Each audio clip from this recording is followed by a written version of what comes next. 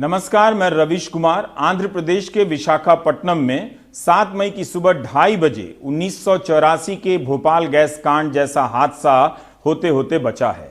वहां पर LG polymer plant है जो तालाबंदी के कारण कई दिनों से बंद था और इसे अब चालू किया जा रहा था। रात के अंधेरे में चालू किए जाने के कारण एक प्लांट के पास कोई देखरेख की व्यवस्था नहीं थी और वहां पर रासायनिक प्रतिक्रिया हुई, केमिकल रिएक्शन हुआ, जिसकी वजह से गैस का रिसाव हुआ। गैस के फैलने से कई लोगों की मौत हो गई है, 10 से अधिक लोगों की, और कई सौ लोग बेहोशी की हालत में अस्पताल ले जाए गए हैं। तस्वीरें आपको विचलित कर सकती हैं। गैस का असर काफी तेज था, लोगों की आंखें जलने लगी, दम घुटने लगा, घरों के बाहर लोग बीमार पड़ने लगे, बेहोश होकर गिरने लगे। अस्पताल के बिस्तर भर गए, एक बिस्तर पर 2-2 मरीज रखे गए। 2:30 बजे सुबह वक्त की यह घटना है। आसपास के कई गांवों के हजारों लोग इससे प्रभावित हो सकते हैं। कुछ गांवों को खाली भी कराया गया। पुलिस और आपदा प्रबंधन की टीम ने बहुत से लोगों को निकाला भी है। उनका कहना है कि 6 से 7 घंटे के बाद इस गैस का असर खत्म हो जाता है। काफी पुराना प्लांट है, तालाबंदी में कई दिनों तक बंद रहने के बाद इसे चालू किया जा रहा था। यह घटना बता रही है कि तालाबंदी के बाद जब कई सारे प्लांट चालू होंगे और उसमें स्टाफ पर्याप्त नहीं होंगे तो किस तरह की दुर्घटनाएं हो सकती हैं। इसलिए सभी को सतर्क रहने की जरूरत है। यह प्लांट 1961 का है, जिसे 1997 में दक्षिण कोरिया की कंपनी एलजी केम ने ओवरटेक कर लिया था। 2:30 बजे सुबह थी जब गैस लीक अचानक से शुरू हो गया और उस एरिया में लोग कहने लगे कि उनकी आंखें जल रही हैं, स्किन में इरिटेशन हो रहा है और एक तरह से सर चकराने लगा। कुछ लोग तो अनकॉन्शियस हो गए और अगर आप सुबह के विजुअल्स देखेंगे तो बहुत सारे लोग रोड पे पड़े हुए एक तरह से फेंटेड और मोशनलेस, यानी कि कोई मूवमेंट के बिना लोग पड़े हुए नजर आ रहे हैं। बहुत ज़्यादा डिस्टर्बिंग विजुअल्स थे। और उसके बाद पता चला कि एक स्टाइरीन नाम की एक गैस है जिसको पुलिस का कहना है कि वो टॉक्सिक गैस तो नहीं है, लेकिन अगर आप उसको इनहेल करेंगे तो बहुत सारे हेल्थ कॉम्प्लिकेशंस हो सकते हैं और उसकी वजह से मौत भी हो सकती है। ये स्टाइरीन कंपाउंड एलजी पॉलीमर्स नाम के एक यूनिट से लीक हुआ और एलजी पॉलीमर्स पिछले 40 दिन से तो बंद पड़ा था, लेकिन उनके स्टाइरीन को जो कंपाउंड है उसको 20 डिग्री के सेल्सियस पर उसको रखना पड़ता है ताकि वो लिक्विड स्टेट में रहे। लेकिन किसी तरह से वहां पे लीकेज शुरू हो गई और कुछ घंटों तक वो लीक होता ही रहा क्योंकि रात का वक्त था और हालांकि वहां पे मेंटेनेंस इंजीनियर्स थे, लेकिन लग रहा था कि वो उस लीक को कंट्रोल नहीं कर पाए। लोगों को मूव करने के लिए जब पुलिस वहां पे 4:30 बजे सुबह में पहुंची तब कुछ 6 से 10 पुलिस वालों को भी इफेक्ट हो गया और उनको खुद भी हॉस्पिटलाइज करना पड़ा। और उसके बाद गैस मास्क के साथ एनडीआरएफ और बाकी जो रेस्क्यू टीम्स है वो वहां पे पहुंची और लोगों को एम्बुलेंस में शिफ्ट किया और फिर उनको अस्पताल शिफ्ट कर दिया गया। 11 लोगों की मौत हो गई, उसमें 2 बच्चे भी थे, एक 10 साल का बच्चा और एक 7 साल का बच्चा। और जिन जो मौतें हुई हैं उनमें कुछ एक्सीडेंट्स की वजह से भी हुई थी क्योंकि कुछ लोग अपने बाइक में जैसे निकल रहे थे और चक्कर आने की वजह से और रात की वजह से हो सकता है कि वो लोग कुछ डिच में गिर गए, जो नाला पड़ा था वहां पे गिर गए और 2 लोगों की मौत हो गई। अब आते हैं कोविड-19 की तरफ। भारत में कोरोना के संक्रमित मरीजों की संख्या कम है, इसलिए तालाबंदी सफल है। हर बात में यह बात बार बार दोहराई गई और बताई गई कि भारत ने सही समय पर फैसला लिया। लेकिन अब जिस तरह की संख्या हमारे सामने आ रही है वो पिछली वाहवाइयों पर सवाल खड़े कर रही है कि क्या हम सिर्फ वाहवाइयों में ही व्यस्त थे या फिर वो वाहवाइयां अब लापरवाहियों में बदल गई है और हमने ठीक ठाक चलती हुई गाड़ी से अपना नियंत्रण खो दिया है। 7 मई की सुबह जो स्वास्थ्य मंत्रालय की तरफ से आंकड़े आते हैं उसके हिसाब से भारत में संक्रमित मरीजों की संख्या 52,900 से अधिक हो चुकी है। ध्यान रहे कि यह संख्या लगातार बदल रही है। जिस वक्त हम पढ़ रहे हैं या बोल रहे हैं उस वक्त भी यह संख्या बदलती जा रही है। एक दिन में यानी 24 घंटे में 7 मई की सुबह की बुलेटिन के अनुसार 3500 से अधिक नए मामले सामने आए हैं। 75 दिन लगे थे पहले मरीज से 10,000 तक पहुंचने में। 14 अप्रैल को 10,000 संख्या हुई थी। 8 दिनों के भीतर 22 अप्रैल को यह संख्या 20,000 हो गई। 7 दिनों के भीतर यानी 30 अप्रैल को मरीजों की संख्या 30,000 पहुंचती है। 4 दिनों के भीतर यानी 3 मई को मरीजों की संख्या 40,000 हो गई और 3 दिनों के भीतर यानी 6 मई को मरीजों की संख्या 50,000 पार कर जाती है। तो आपने देखा कि भारत में कोरोना से संक्रमित मरीजों की संख्या कितनी तेजी से फैल रही है। पहले 75 दिन लगे थे केस नंबर 1 से 10,000 तक पहुंचने में। अब 3 या 4 दिन लग रहे हैं 10,000 से 20,000 होने में, यानी डबल होने में। शुरू में बताया गया कि भारत में डबल होने की रफ्तार बहुत धीमी है और हम तालाबंदी के कारण इसमें प्रगति कर रहे हैं। लेकिन जो ताजा आंकड़े हैं दुनिया भर के कई प्रमुख देशों के, उनसे मिलाकर देखें तो भारत की स्थिति कहीं से भी बेहतर या उल्लेखनीय, इंपॉर्टेंट या महत्वपूर्ण नजर नहीं आती है। दक्षिण कोरिया में 42 दिनों के बाद संक्रमित मामले डबल हो रहे हैं। ताइवान में 38 दिनों के बाद और इटली में 33 दिनों के बाद डबल हो रहे हैं। स्पेन में 33 दिनों के बाद और ब्रिटेन में 21 दिनों के बाद केस डबल हो रहे हैं। जर्मनी में 21 दिनों के बाद, न्यूजीलैंड में 20 और अमेरिका में 19 दिनों के बाद डबल हो रहा है मामला। दुनिया में डबल होने का औसत 21 दिनों का है। इस लिहाज से भारत का प्रदर्शन ठीक नहीं लग रहा है। क्या तालाबंदी अब भी सफल है या फिर थोड़ी सी सफलता दिखते ही हमने तालाबंदी को लेकर अपना धीरज खो दिया और बाहर निकलने के रास्ते खोजने लगे? ध्यान रहिएगा, पहले की असावधानियों के कारण ही हम तालाबंदी की तरफ पहुंचे और तालाबंदी में प्रवेश करने के बाद अगर हम इस तरह की असावधानियां करेंगे तो नतीजे भयानक हो सकते हैं। गुजरात इसका एक महत्वपूर्ण उदाहरण है कि तालाबंदी किस तरह से कारगर नहीं रही। 20 मार्च को गुजरात में पहला केस आया था और मात्र 44 दिन के भीतर गुजरात में संक्रमित मामलों की संख्या 5,000 से अधिक हो गई। 6 मई की शाम जो आंकड़े आए हैं उसके अनुसार गुजरात में संक्रमित मरीजों की संख्या 6,652 हो गई है। अकेले अहमदाबाद में 4,735 संक्रमित मरीज पाए गए हैं। एक शहर में, मुंबई के बाद अगर आप देखें तो एक शहर में भारत में इतनी बड़ी संख्या में मरीजों का पाया जाना बता रहा है कि हमने तालाबंदी के स्वर्णिम घोषित रूप से तथाकथित रूप से स्वर्णिम दौर को भी अहमदाबाद में गवा दिया है। अहमदाबाद में गुजरात में सबसे अधिक मौत हुई है।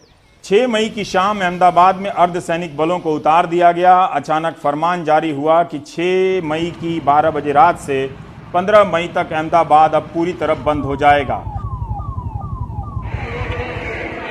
अचानक आई खबरों के कारण सड़कों पर भगदड़ मच गई, लोग सामान के लिए दौड़ पड़े। यह और खतरनाक हो सकता है। फरमान था कि शहर में सिर्फ दूध और दवा मिलेगी। सब्जी, फल, राशन की दुकानें बंद हो गईं। 100 से अधिक सब्जी फल बेचने वाले वेंडर पॉजिटिव पाए गए। बैंक तक बंद कर दिए गए हैं, केवल एटीएम खुले रहेंगे। प्राइवेट नर्सिंग होम और अस्पतालों को नोटिस दिया गया है कि कोविड का इलाज करें, मगर यहां इलाज इतना महंगा है कि शहर में दबी जुबान में चर्चा हो रही है। अहमदाबाद में 4,735 केस हैं। गुजरात ने केंद्र सरकार से कहा है कि वो एक्सपर्ट भेजे और देखे कि उनके यहाँ इलाज का तरीका कैसा है और गुजरात में अधिक मरीज क्यों मर रहे हैं।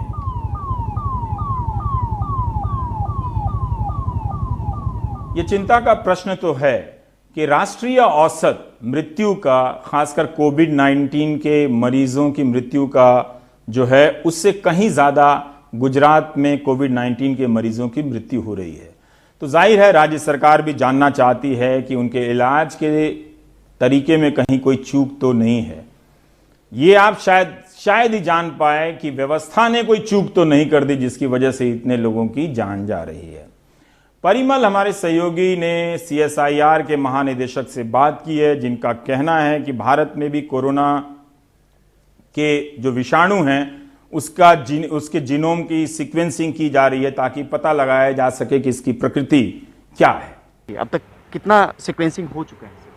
तो आज के दिन हम लोगों ने 103 सीक्वेंसेस जो है वो डेटाबेस में सबमिट किए हुए हैं। सब मिलाकर कुल मिलाकर हमारी लैब से 103 किए हुए हैं। अब तक कोई स्ट्रेन को लेके जानकारी या क्या म्यूटेट कर रहा है वायरस, इसको लेके? ऐसा कुछ ज़्यादा कह नहीं सकते कि स्ट्रेन वगैरह तो अभी तो काफ़ी अर्ली है उसको बोलने के लिए, लेकिन ये बोल सकते हैं कि किस तरह के म्यूटेशन पाए जा रहे हैं हमारे देश में, उसके बारे में थोड़ी बहुत जानकारी धीरे धीरे सामने आ रही है। मतलब वायरस म्यूटेट कर रहा है, यानी डिफरेंट म्यूटेशन पाए जा रहे हैं हमारे देश में। ऐसे लग रहा था कि एक ही अगर होगा तो ऐसा नहीं है, कुछ म्यूटेशंस पाए जा रहे हैं जरूर। एक टाटा से भी आप लोग को सफलता मिली है, जो किट आप लोगों ने डेवलप किया था, उसको लेके क्या MOU साइन किया गया? जी, टाटा सन्स और CSIR दोनों ने मिलकर एक MOU साइन किया है परसों ही। वो हमारी जो पेपर बेस्ड जो किट थी वो टाटा सन्स लेना चाहते थे, तो उनको हम लोग उनके साथ हम लोग उसका काम कर रहे हैं इस MOU के माध्यम से। और जो पुराना जो MW वैक्सीन का जो ट्रायल चल रहा है उसके परिणाम कब तक सर? वो तो ट्रायल चल रहा है, ट्रायल काफ़ी अच्छा चल रहा है 3 सेंटर्स पे, PGI चंडीगढ़, एम्स दिल्ली और एम्स भोपाल में। लेकिन परिणाम प्राप्त होने में और कुछ वक्त लगेगा क्योंकि ये डबल ब्लाइंड ट्रायल है, इस वजह से थोड़ा ये ब्लाइंडिंग खोलने में टाइम लग जाएगा। और लेकिन अब तक जो रिजल्ट आ रहे होंगे वो संतोषजनक है सर? रिजल्ट को भी कह नहीं सकते क्योंकि जैसे कि मैंने कहा ये डबल ब्लाइंडेड ट्रायल है, रिजल्ट को बाद में ही खोलते हैं इसका पूरा ट्रायल खत्म होने के बाद, ताकि फिर हम लोग उसके ऊपर ये ना हो, बायस ना हो हमारा उसके ऊपर। लेकिन हमारी अभी फिलहाल जो कोशिश चल रही है सर, वो इम्यून सिस्टम को बूस्ट करने की एकदम सही कहा आपने। इम्यून सिस्टम को बूस्ट करने की कोशिश चल रही है। इम्यून सिस्टम को लेकर दुनिया भर में अलग अलग राय है। ठीक है कि इम्यून बढ़ाने पर जोर दिया जा रहा है, किसका बढ़ाया जा रहा है इम्यून? क्या ऐप में मीम भेज देने से इम्यून सिस्टम बढ़ जाता है?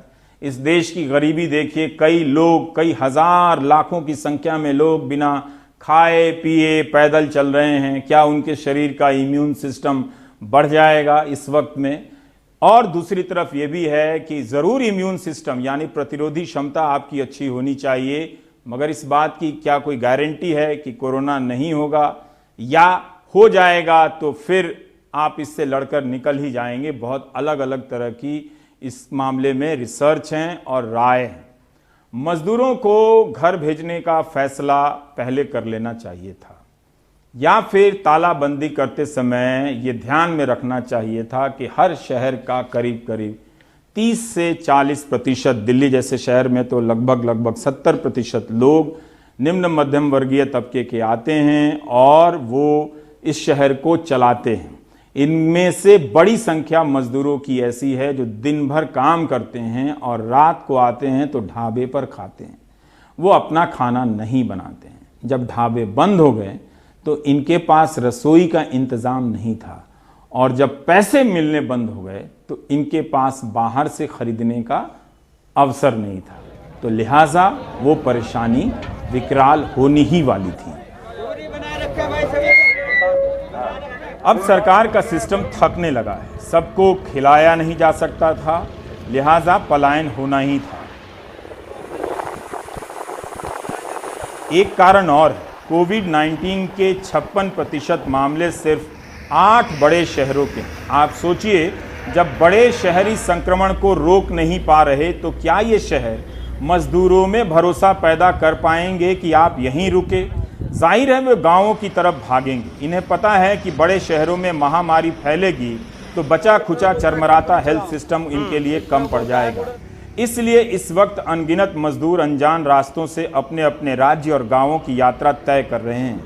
मुख्य मार्गों पर पुलिस का पहरा है तो लोगों ने पगडंडियों को अपना हाईवे बना लिया है। मजदूरों को जबरन रोका जाना भी सही नहीं है। सोचिए, जिन बड़े शहरों में वो रह रहे हैं वहां कोरोना पर नियंत्रण नहीं हो रहा, तो क्या ये शहर मजदूरों में भरोसा जगा पाएंगे?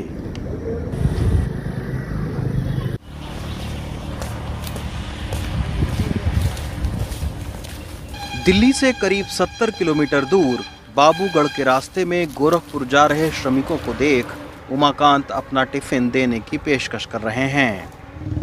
खाना तो खा करके आए हैं, खाना खा करके आए हो? इससे खा के आए। खाइए। हाँ, सारे जने खा के आए। चलो खाइए तो अच्छी बात है। ना खा गए तो ले लो। अरे रास्ते में भूख ना लगे। कोई देखी जाएगी फिर मालिक देगा, मालिक नहीं। चलो भैया। उमाकांत का शुक्रिया कहकर मजदूर सड़क पार लौटे ही थे, तभी एक कार रुकी और मजदूरों का हाथ जोड़कर एक शख्स इनको फल देने लगा।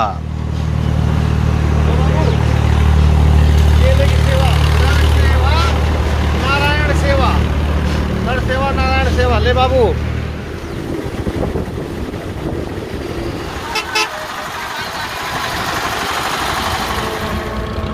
दिल्ली के कौपसहेड़ा, पंजाब और हरियाणा से साइकिल और पैदल चलकर उत्तर प्रदेश या बिहार जा रहे इस तरह के तमाम मजदूरों का जत्था कड़ी धूप में गढ़मुक्तेश्वर जा रहा है।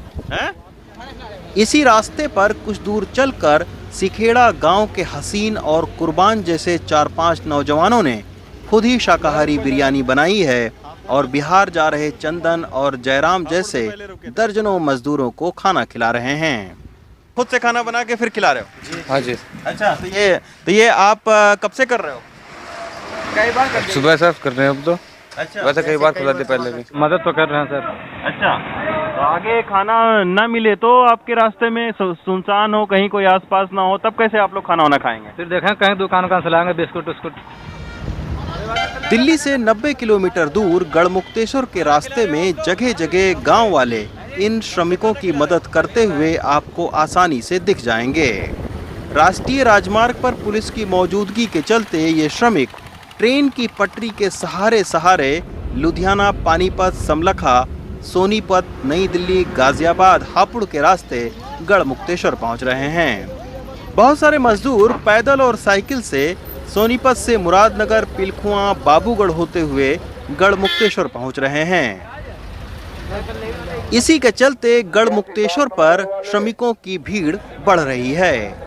3 दिन में करीब 2500 लोगों को बसों से पहुंचाया गया है, लेकिन रात को फिर यहां पैदल या साइकिल से हजारों श्रमिक पहुंच जाते हैं। गढ़ गोविंद है, वहां से ये लोग चले हैं, 2 तारीख को चले हैं और आज 7 तारीख है। पैदल ये लोग आए हुए हैं, क्योंकि मेन रोड पर जो राष्ट्रीय राजमार्ग है वहां पर पुलिस खड़ी हुई है, तो इसके वजह से बचते बचाते ये लोग जो पटरी के रास्ते हैं, जो ट्रेन का जो रास्ता है, जो पटरियां हैं, उसी के सहारे आप लोग यहाँ पर आए हुए हैं, पटरी के सहारे। हाँ जी हाँ। तो ये आपको किसने बता दिया कि गढ़ से जो है बस मिलेगी?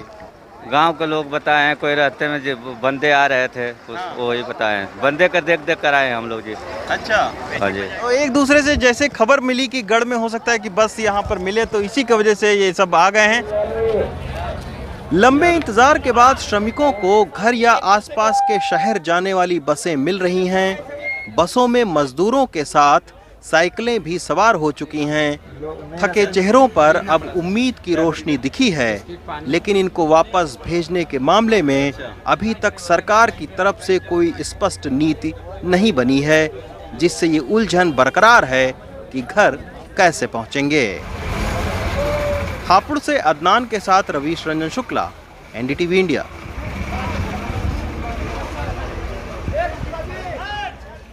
शहरों की चुनौतियां गांवों में पहुंच रही हैं। बाहर से आने वाले मजदूर अपने अपने राज्यों में संक्रमण लेकर भी लौट रहे हैं, तो सारी व्यवस्थाएं अब फेल होनी जा रही है। कई राज्य ऐसे हैं जो अभी भी स्क्रीनिंग की खाना पूर्ति में लगे हुए हैं, लेकिन ओडिशा की जो आंकड़े की संख्या जो आई है वो बता रही है कि सिर्फ स्क्रीनिंग की खाना पूर्ति से कुछ नहीं होने वाला।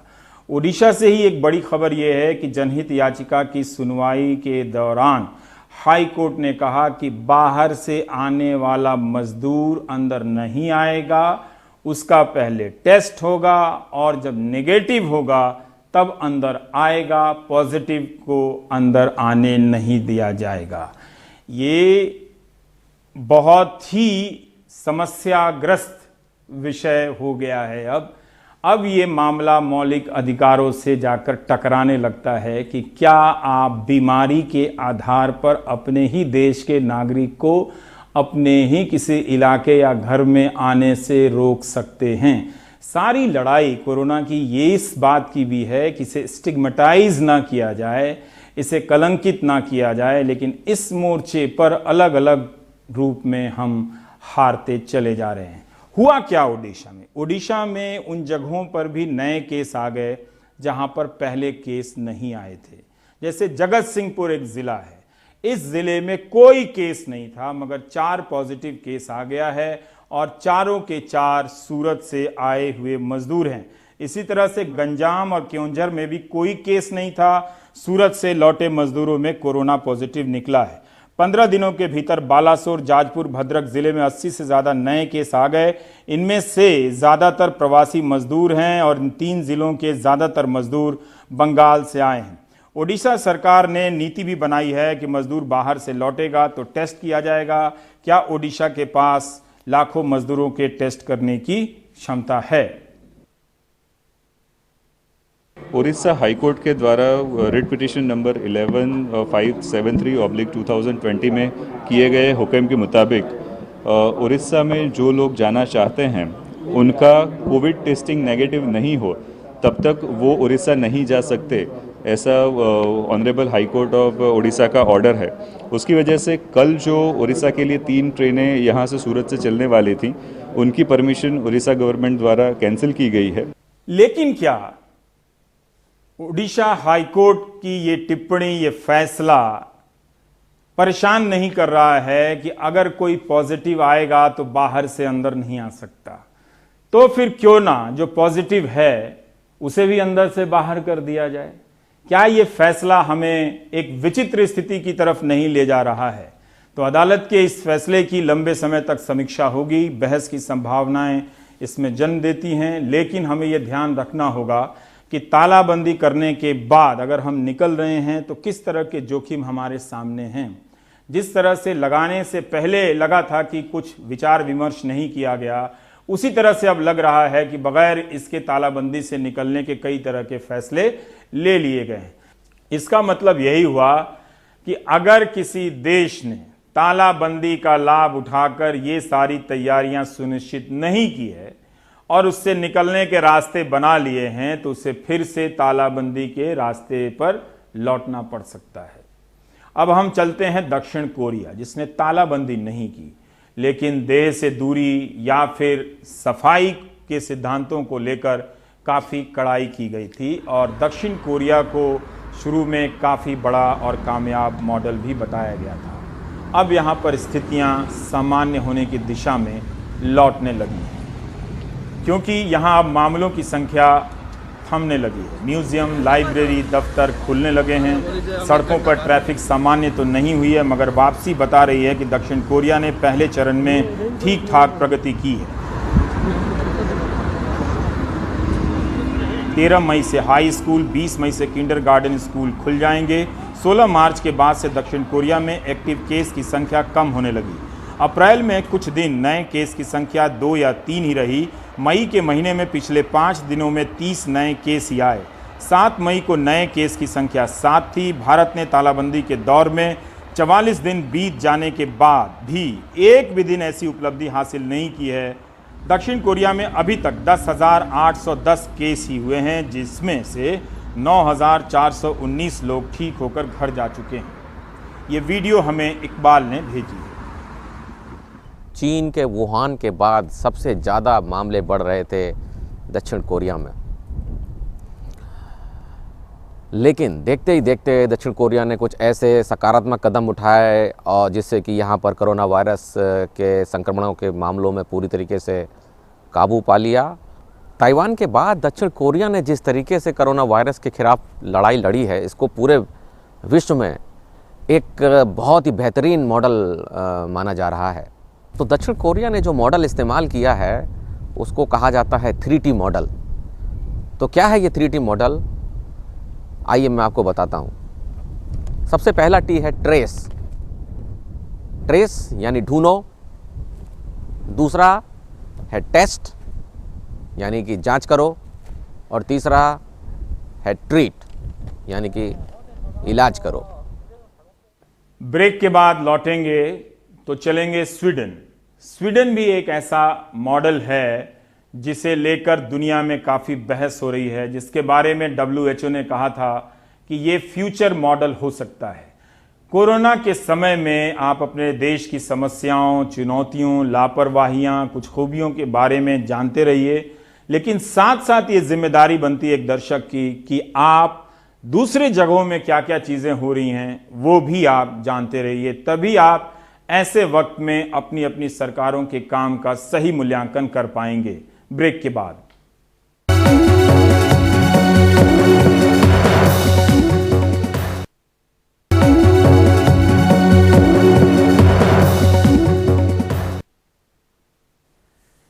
क्या स्वीडन कोविड-19 से लड़ने के मामले में दुनिया को राह दिखा सकता है? WHO का कहना है कि यह फ्यूचर मॉडल हो सकता है। ध्यान रहे कि यहां की आबादी 1 करोड़ है, और लेकिन इसका मतलब यह नहीं कि स्टॉकहोम बिल्कुल खाली है, वहां भी काफी भीड़ भाड़ वाले जगह हैं।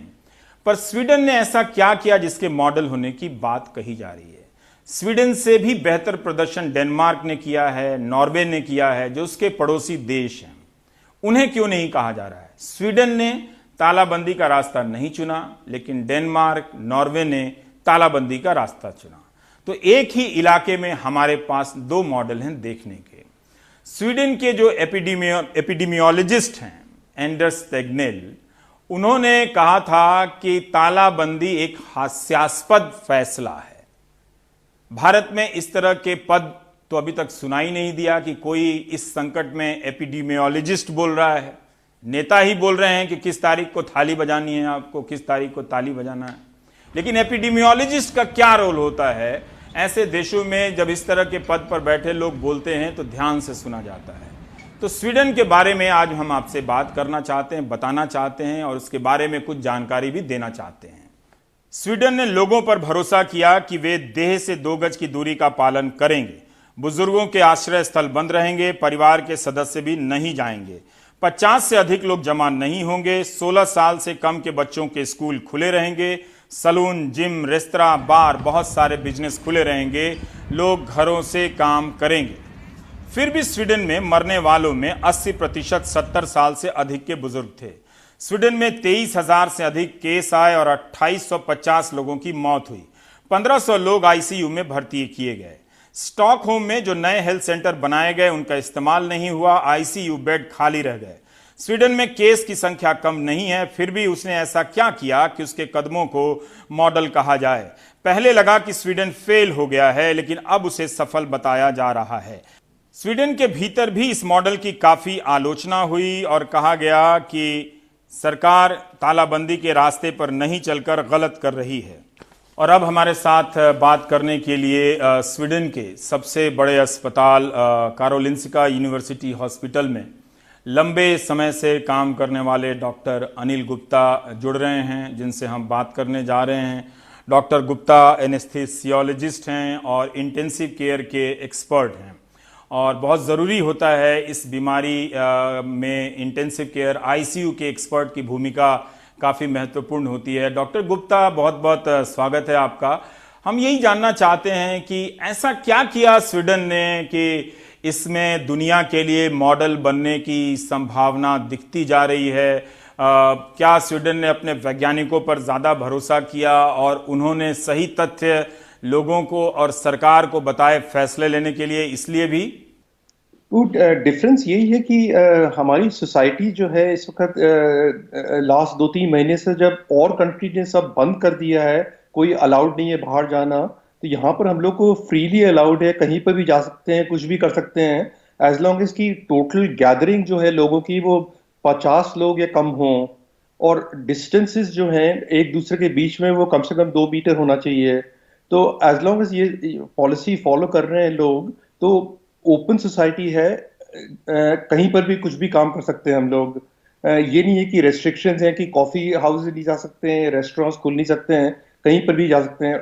ये मॉडल में यही एडवांटेज है कि ज़्यादा थोड़ा सा इन्फेक्शन हो सकता है लोगों के बीच में, लेकिन क्योंकि जो यंग लोग हैं जो बाहर जा रहे हैं, अगर वो इन्फेक्ट भी हो जाए तो उनको सीरियस इलनेस की रिस्क बहुत कम है। लेकिन ओल्डर लोग जो हैं वो ज़्यादा रिस्क में हैं, तो उनसे कह रखा है कि वो घर पर ही रहें, बाहर नहीं जाएं, जिसमें कि अगर हर्ड इम्यूनिटी हो जाए सारी कंट्री में, क्योंकि हम लोग सब लोग बाहर जा रहे हैं, उसकी वजह से कम रिस्क है कि ओल्ड लोग जो है वो उनको कुछ सीरियस हार्म हो सकता है। आई मस्ट कन्फेस कि कुछ वो हैं प्रोफेसर्स हैं यूनिवर्सिटी में जिन्होंने क्वेश्चन किया है जो डिसीजन साइंटिफिक कम्युनिटी ने लिया है, तो वो कहते हैं कि डिसीजन, लेकिन वो ठीक नहीं है, लेकिन वो कंपेयर कर रहे हैं और अदर कंट्रीज से कि यूएसए ने ये किया है, यूके ने ये किया है, फ्रांस ने ये किया है कि सब सोसाइटी को बंद कर दिया है, लेकिन स्वीडन ने बंद नहीं किया है, वो गलत काम किया है।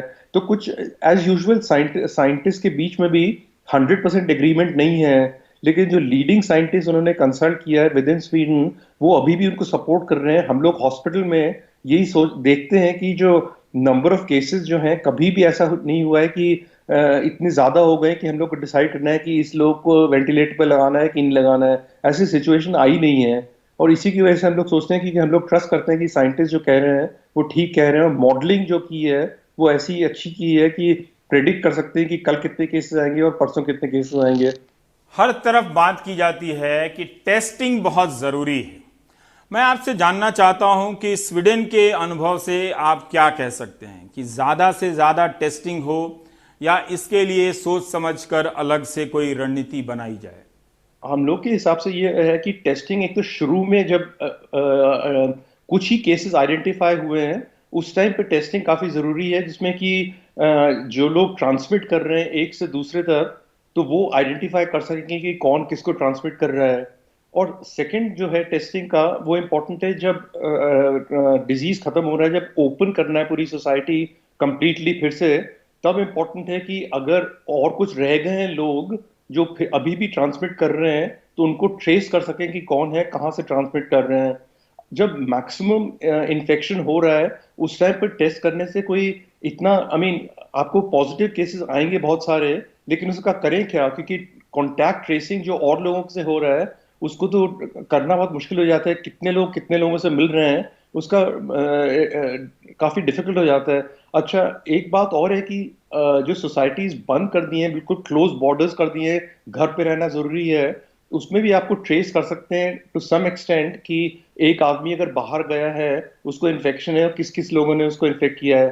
अब हमारी सोसाइटी जिस तरह है, स्वीडन, सब लोग ओपन है सोसाइटी, अगर एक आदमी को इन्फेक्शन हो भी गए लेकिन थाउजेंड्स ऑफ पीपल बाहर वॉक कर रहे हैं जिस तरह, तो उनको कैसे ट्रेस करें कि किसको हो गया किसको नहीं हुआ है। तो टेस्टिंग, एक तो ये पीसीआर जो टेस्टिंग कहते हैं कि स्वॉब्स लेकर नाक वगैरह से या थ्रोट से लेते हैं स्वॉब्स, वो है पीसीआर टेस्टिंग कहते हैं। दूसरी टेस्टिंग जो है वो देखने के लिए कि किसको इन्फेक्शन ऑलरेडी हो चुका है, और जिसको अगर इन्फेक्शन हो चुका है वो जो टेस्टिंग कर रहे हैं वो यही है कि कौन लोग वापस काम पे वापस जा सकते हैं, कि अगर हमको ऑलरेडी वायरस हो चुका है, कोरोना वायरस इन्फेक्शन हो चुका है, एंटीबॉडीज बन गए हैं बॉडी में, तो उसकी वजह से आप वापस काम पे कब जा सकते हैं। तो ये दो अलग चीज हैं, वो काफी जरूरी है डिफरेंशिएट करना इन दोनों को।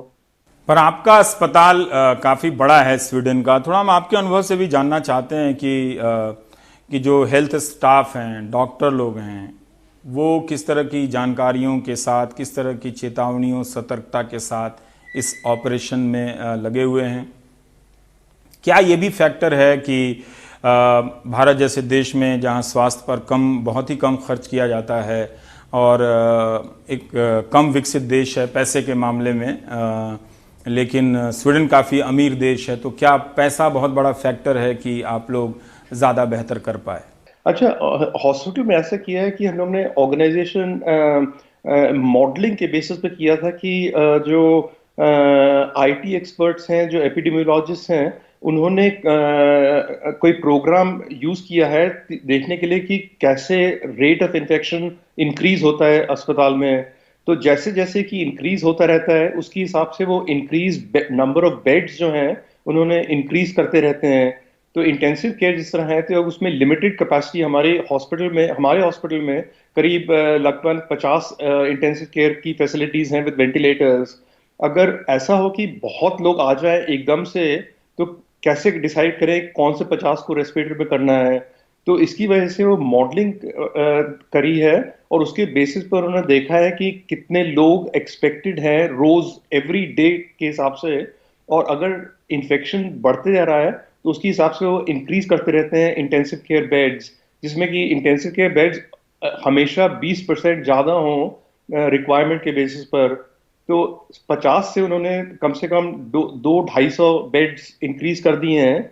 और जो एनेस्थीसिया में यूज़ करते हैं, रेस्पिरेटर्स या वेंटिलेटर्स यूज़ करते हैं, तो उनको मूव करके इंटेंसिव केयर में मूव कर दिया, जिसमें कि टोटल नंबर ऑफ वेंटिलेटर्स जो ज़रूरत होती है वो हमेशा काफ़ी रही है और कुछ कमी नहीं है उसकी।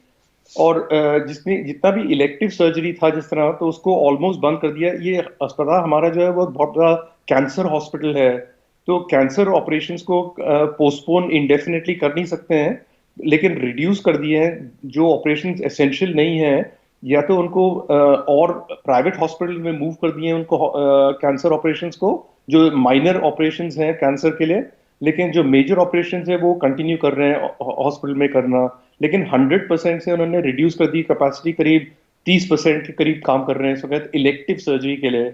इमरजेंसीज तो आती रहती हैं खैर, लेकिन जो इलेक्टिव सर्जरी है वो सिर्फ 30% है, और सब जितनी भी फैसिलिटीज हैं सारी कोरोना वायरस केसेस के लिए अवेलेबल कर रखी है।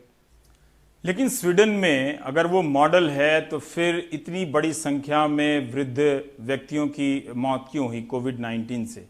और वहाँ पर उस मॉडल का भी आपके यहाँ की जो वैज्ञानिक कम्युनिटी है उसने भी काफ़ी विरोध किया है।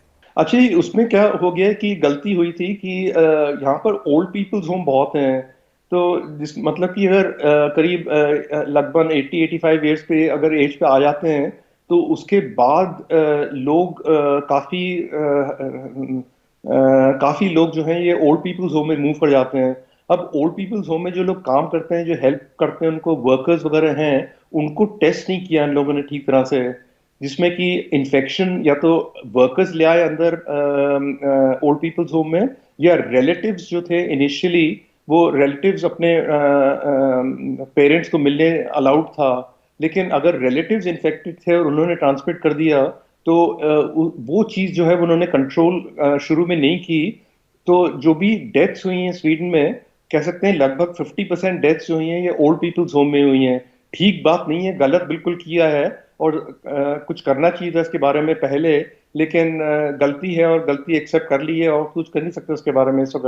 डॉक्टर गुप्ता, आपका बहुत बहुत शुक्रिया। तो आपने देखा प्राइम टाइम के दर्शकों को ख़ास तौर से ये बात आप ध्यान दीजिए कि हम दुनिया के अलग अलग इलाकों में काम करने वाले डॉक्टरों से आपकी बातचीत करा रहे हैं ताकि आपको पता चले कि किस तरह के अनुभवों से वो गुजर रहे हैं, वो क्या देख रहे हैं। हमने न्यूयॉर्क के डॉक्टरों से आपकी बात कराई, हमने स्टॉकहोम के डॉक्टर से बात करा दी, हमने वर्जीनिया के डॉक्टर से बात कराई, हमने आपको फिर ताइवान हम आपको लेकर गए थे, और हम आपको स्कॉटलैंड के डॉक्टर अविरल से भी हमने बात कराई थी, फिर लंदन की डॉक्टर से बात कराई थी हमने। अभी और दुनिया के अलग अलग जगहों में हम जाते रहेंगे ताकि वहाँ के अनुभव आपकी जानकारियों में जुड़ते चले जाएं, और जब चौराहे पर बैठें तो आप हिंदू मुस्लिम टाइप बहस ना करें, बल्कि साइंस से जुड़ी चीज़ों में आप पूरी तरह से सच धज के लैस हो जाएं और तब बहस करें, ताकि इस मामले में लड़ाई को हम और मजबूती से जीत की दिशा की तरफ ले जाएं। आप देख रहे थे प्राइम टाइम। नमस्कार।